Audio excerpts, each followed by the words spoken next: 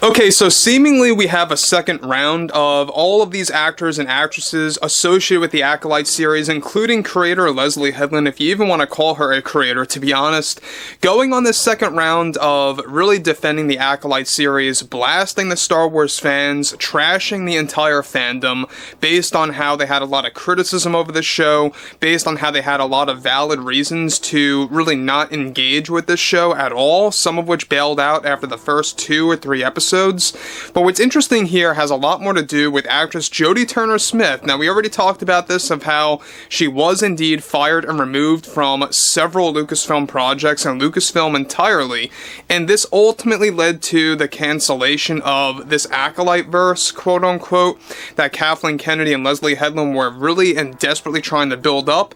This actually involved things such as the Acolyte Season 2 and Acolyte spin-off show that would actually cover the Witches of Brendock and more. This is Mike Zero. Subscribe if you're new and like this video to see future updates. You can also follow me at Mike01. I thank you also very much for the great and kind support.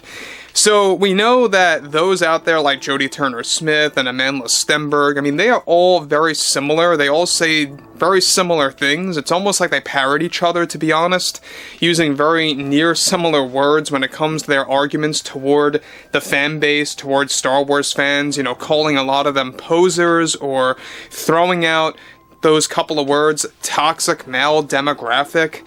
This is something that they always like to repeat, but what's interesting here has a lot more to do with Turner-Smith seemingly still bitter about what happened between herself, Lucasfilm, the Walt Disney Company, and the fans, and how that ultimately led to the Acolyte Season 2 getting cancelled, as well as other projects.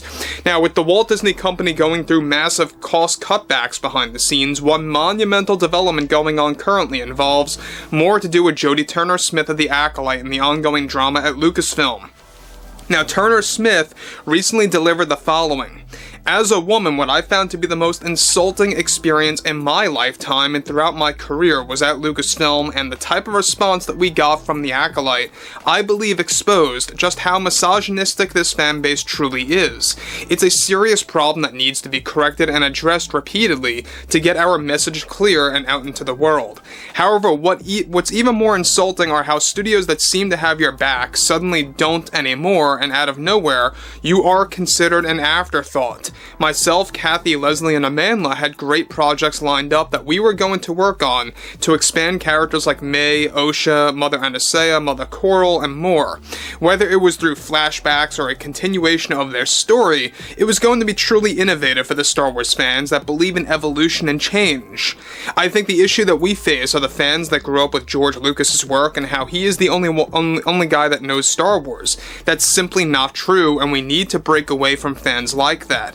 Fans that think that way are not helping this franchise at all, because those like Leslye, those like Kathy Kennedy, truly do care about the legacy of Star Wars and how it is meant to be open for change for both the modern world and the modern female, and how they view women or men in this industry in 2024. I find can be very two-faced between both the fans and the studios. But what's even worse are fans that feel or believe that an entire franchise belongs to them, or something of how their childhoods are a way of justifying their actions and their behavior toward a show that was all female-led. These types of comments need to be silenced and put away because it doesn't help Lucasfilm's cause for evolving Star Wars. Look, I wish I could have been involved in so much more, and we had so many great things lined up that I really do believe would have evolved the story in a surprising and shocking way to the audience. Now guys, before I move on about Turner-Smith and what she is blabbering about when it comes to the fans being this and that, we all know what they say time and time again. It's all about, you know, the fans being misogynistic or sexist. It's nonsense. Look, what it really boils down to, and stripping the whole DEI nonsense out of the equation, let's be real, this show, even without the agenda, was still utter garbage. It had a lot to do with the fact that the acting was just not there. It was very subpar. The writing was terrible. Some of the sets looked terribly cheap as far as I saw things. I don't know about you guys. And even some of the costumes, the wardrobe, right? looked very cheap for a budget of $200 million plus going into this thing, which is just mind-boggling that the Acolyte's budget was that high, and some of the wardrobes just looked absolutely weird and out of place with some of the lighting choices, if you really do look closely. But there's far more issues with this show than what I just listed, and I can go on forever about this, but focusing on Turner-Smith, this is typical coming from her. Look, she's bitter toward both the studio, such as Lucasfilm, the Disney company not wanting her, and how that in turn led to them canceling a lot of their Acolyte-verse projects, so to speak, right? But what's even more revealing is the fact that they are desperately now trying to get like this second wave of viewership. They are trying to get people or convince people to go ahead and check out the Acolyte. Almost like they're begging, right? Like, oh please, regardless of what you heard, go ahead and check out the Acolyte before this year ends. So moving onward, she goes on to conclude, I just think it's about time that more studios keep their word on what they stand for. I hope other actresses and actors don't have to go through what I went through. It's just something you have to deal with that's so unfair in this industry. But those like myself, Leslye, and Amanda, I really do think that we were treated so unfairly based on our performance and how Leslye created this magical world for a galaxy far, far away. There is no issue with addressing problems with sexism and misogyny in Star Wars. I really never saw what the issue with that was. To Leslie's point of addressing benign sexism and how that was a big deal for her to address through the Jedi, and to a degree I think she accomplished that, and rightfully so.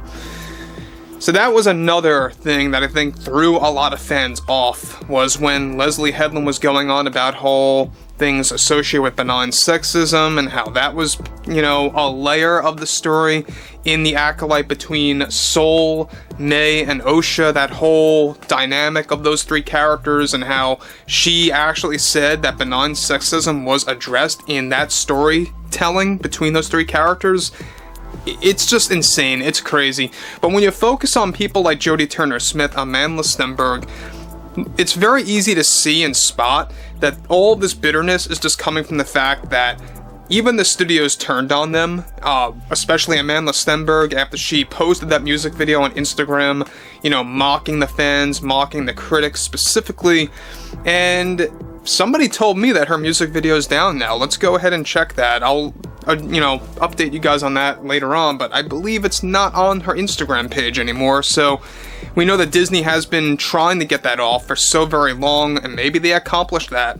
But overall, this is an ongoing issue at Lucasfilm. These are the types of people that Kathleen Kennedy tend to hire, and she's continuing to double down on that overall motive to get people like this associated with upcoming Star Wars projects. This is why more and more board members at Disney are beginning to have a lot of trust issues with Kathleen Kennedy, and why there's a shakeup when it comes to her contract deal negotiations, and we'll learn more about that in just a short number of days. But overall, I would love to hear what everyone has to say about the ongoing drama over at Lucasfilm, and if you guys did enjoy the content for today, make sure to drop a thumbs up on this video to support the channel, and I will catch you guys later.